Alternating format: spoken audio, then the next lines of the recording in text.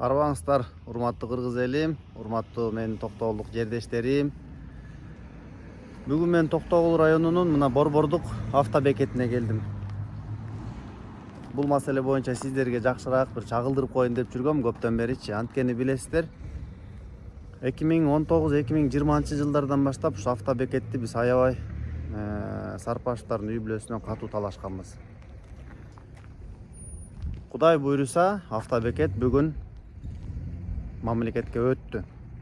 Тагыраагы шаардын мэриясына. Белгилеп айтып коюш керек, чоң ыраазычылыктар билдирип коюш керек. Бул Улуттук коопсуздук комитетинин башчысы ушул Камчыбек Кыдыршаевдин чоң демилгелери менен, райондогу УКМКнын башчысынын жакшы иш аракети менен ушул жер өттү. Автобекеттин мыйзамсыз ушу мамлекеттен өтүп кеткенин белгилеп табышып, анан өз ыктыяры менен өткөрүп берди. Жакшы нерсе бул. Биздин эми чоң максаттарыбыздын бири, урматтуу жердештер, урматтуу кыргыз эли, Токтогул районунда транспорттук тутумду биз жакшы кылыш керек. Мына азыр бунун документтерин эми кеңешке барып дагы текшерем мэриядан. Атайын тийиштүү документтери баардыгы бүттүбү, мэриянын балансына отурдубу, мына ошонун баарын текшеребиз. Анан чындыгында бул убагында аябай катуу иштечи. Коррупциялык схемалар менен өтүп кеткен. Далилденге аябай аракет кылдык, эми бийлик баягы колдобосо, бийлик кызыктар болбосо, эч бир иш аракет жүрбөйт экен. Мына азыркы бийлик ушуну колуна алып, жардам берип, ушинтип өтүп турат. Дагы чоң маселелер бар. Аларды дагы Кудай буйруса убагы келгенде баштайбыз. Мына карасаңыздармы? Канча жыл болду эми, ушу 2008 жылдан бери талкаланып эле ушундай болуп жатты да. Эми ооба, эми анча-мынча бир сындазак шифрларын алмаштыргандай аракет кылып, кичине ушул жердин базын чыгарып, кармап турайын деген эле саясат болчу да. Көп адамдар күлдү Токтогулдачы. Мен ушуну тарта бердим, сүйлөй бердим, маалымат жеткирейин дедим. Жок, агай, сиз автобекет боюнча комиссиянын мүчөсү болгон экенсиз го, автобекетти приватизация кылып берүүдөчү. Ооба. Ошол боюнча бир-эки ооз жооп берсеңиз жакшы болот эле. Тарых үчүн. Интервью бербейм. Интервью бербейсизби? Письмени берем. Письмени жооп бере аласызбы? Анда сизге үйдүн адресине жөнөтөйүнбү? Эмне? Кат сизге. Жок, кат. Эгер арыз болбосо карабайм. Сиз арыз жазган эми орган эмессиз да, сиз органдо иштесеңиз болот. Жаран катары сиздин үйүңүзгө элеби?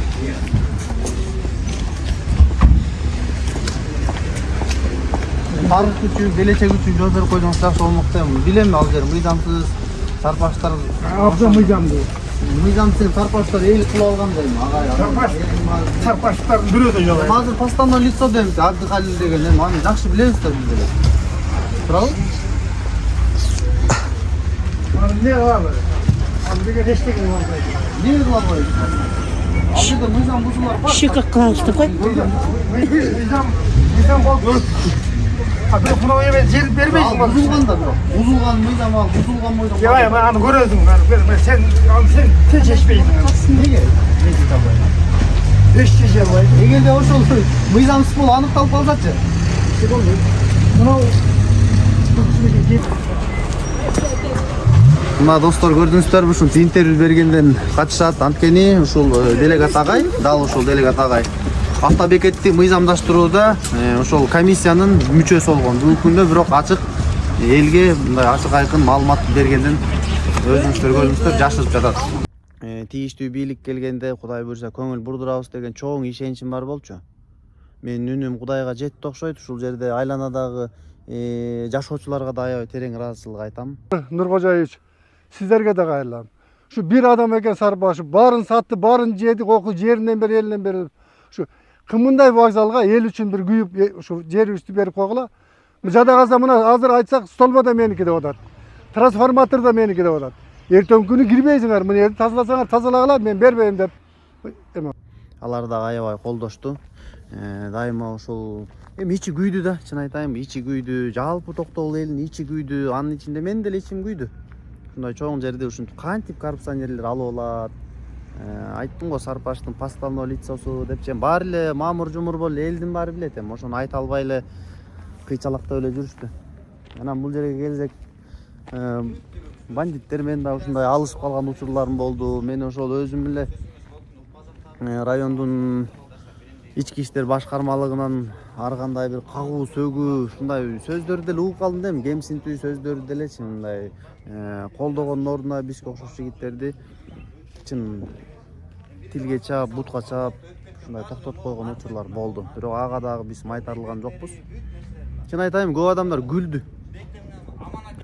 Бул мамлекетке өткөрүү процессин баштаганда мен эки катышуучу бар болчу, ушу аукционго катышкан. Экөөнүн бирөөсү алып атат да, бирөөсү ошол Халил мырза деген алган.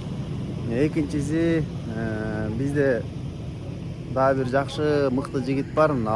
Ал дагы азыркы учурда депутат. Жакшы жигит, бирок айтып коеюн, анын жаманчылыгым деле жок. Бирок ошолор ошол кезде эми ушундай кадамдарга барганда эми азыр жанын жеп мындай мойнуна албай койгон учурлары бар. Алардын баарынан интервью алгам. Интервью алып, ушулардын сөзүн бардыгын коомчулукка жеткирип, коомчулуктан да маалымат чогултуп, ушундай бир күрөштөргө түшкөн болчук да. Анан кагаздарын баарын таптык, ар кайсы жактан изилдедик, кыскасы далилде издеп аябай көптөн бери Кудайдан да тиленип аракет кылып жүргөнбүз, бирок ушинтип өттү.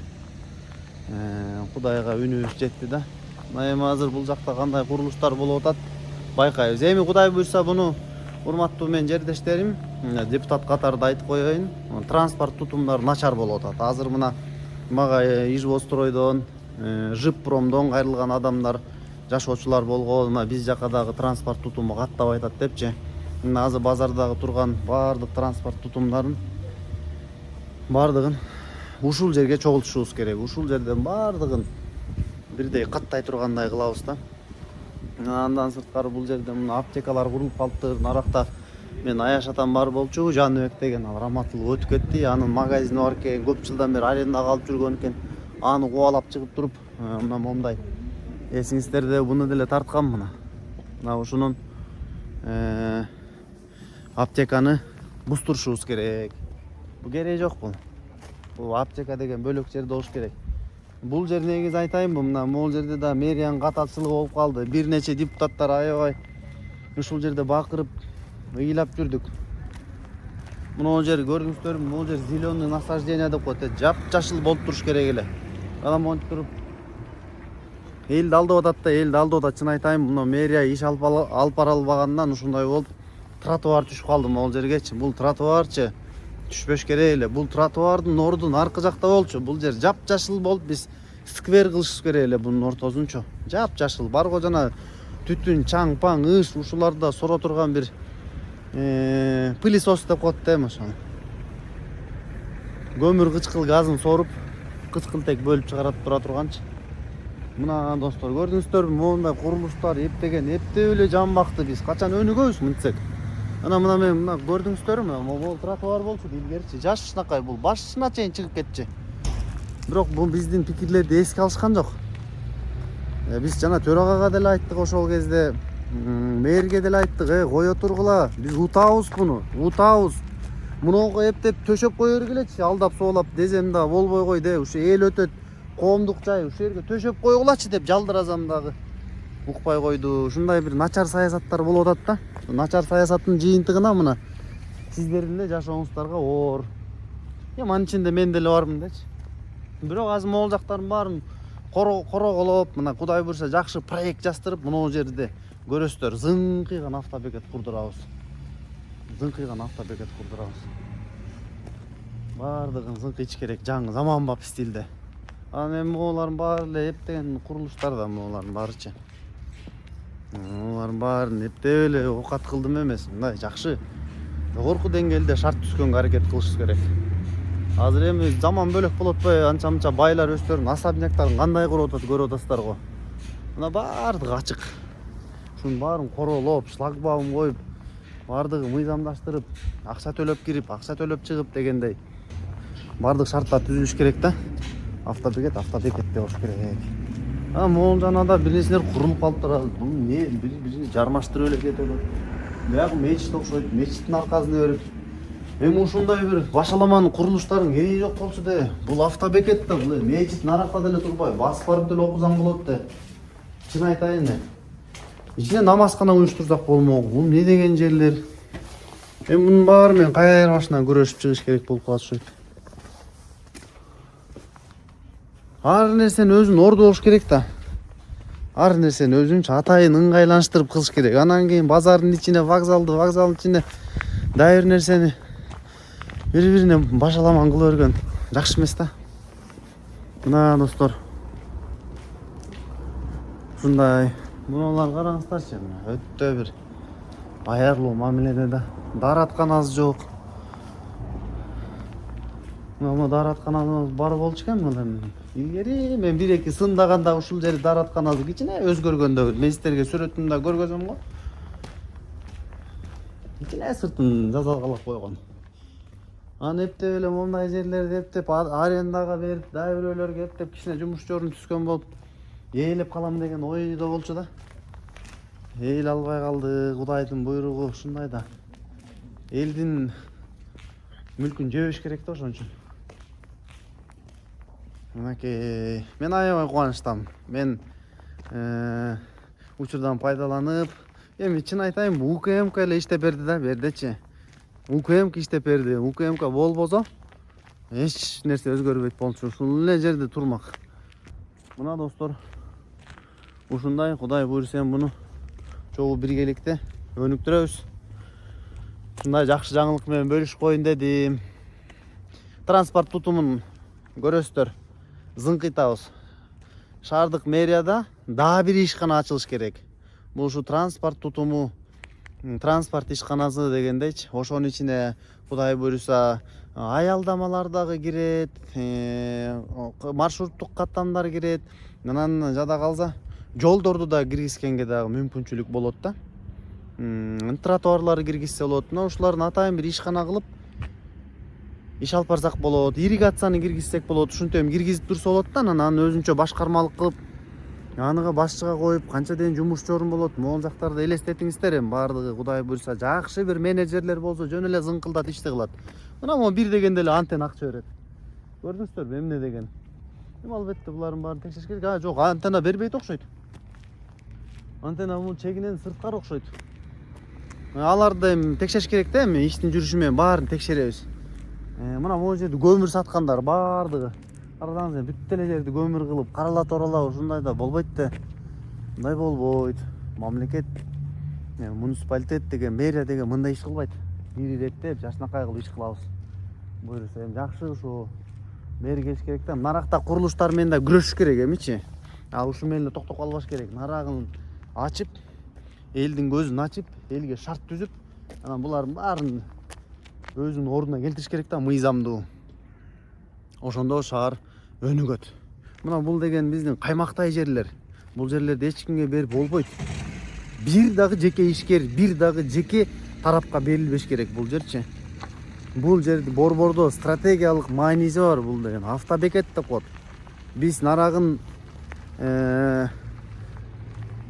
мамлекеттер аралыктагы каттамдарды кылсак болот. Эмне үчүн? Ташкенттен түз келе турган кылсак болот. Мисалы эми бул келечекте эми. Анан бизде аэропорт бар. Аэропортко түшө турган болсо, мына ушул жерге келет. Бул жерден нары Каракөлгө барат. Бул чоң мүмкүнчүлүк да. Мындан нары Сусамырга барат, Таласка кетип калат дегендей. Чоң мүмкүнчүлүктөр да булчу. Мына өзгөрүшкө кетип калат. Ушинтип каттамдар пайда болот, ока таштар чоңойот дегендей. Биз чоңураак ойлонуп үйрөнүшүбүз керекпиз да. Урматтуу эл журт, сиздер да пикириңиздерди калтырыңыздар, менин каналыма катталыңыздар. Мен ушинтип сиздерге жакшы жаңылыктар менен бүгүн бөлүшөйүн деп чечтим. Мына асмандан издегенибиз жерден табылып, адилеттүүлүккө жеттик ушинтип. Сооронбай Шариповичке да 1000 жолу бакырып, ага да кайрылганбыз. Кайсыл жерде ушул адилеттүү бир башкаруу, адилеттүү бир адамдар, адилеттүү бир ушундай бир топ күчтөр болсо ошолорго барганга биз даяр болуп калганбыз. Алышыбыз керек деп принципке туруп ушундай күрөштүк. Бир эми ошонун аягына жеттик. Мына могул жакта баса белгилүү айта кетейин, могул жерде кошуналарга дагы жашоочуларга аябай ыраазымын. Аябай колдоп, кайра мени колдоп, өздөрү дагы ушу кызыктар болот, кел деп мени чакырып. Мына көрүңүздөр, эски тротуар болчу, энелер ыйлады да. Ана момундай балатыларды тикти. Кантип мен ушуларды мактабай коздум. Мына жашоочулар өздөрүнүн балатыларын тигип, мына өмүрлөрү узун болсун. Ушу балатылардын түбөлүк ушул жерде кымбат эже мына кандай деген сөздөрдү угушкан жок. Мира Аяш апам бардыгы жашоочулар ушул жерден дагы мен тааныбагандар көп. Баарына ыраазычылык айтам. УКМКга дагы өзгөчө ыраазычылыгымды айтам. Иш кылса ушинтип кылыш керек да. Мынакей эми нарагында күрөшүш керек. Бул эми кыска эле мынча эле жерин утуп атабыз бизчи. Токтогул боюнча айтып атам да, район боюнча. Мынча эле. Мындай жерлер аябай көп саналат. Иштешибиз керек. Талыкпай иштешибиз керек. Наркы жактар билбейм кимдики экен, бирок мага кызыктырбайт кимдики. Иштеш керек. Алардын дагы мыйзамын баардыгын тариздеп карап, кантип алгансың, не кылып алгансың деген ушу мэрия иштерди алып барыш керек. А биз ошону жылдырабыз. Биз ошону сындайбыз, талап кылабыз, жумушка салабыз. А сиздер болсо каналга катталганды унутпаңыздар. Ой пикириңиздерди калтырганды унутпаңыздар. Көрүшкөнчө.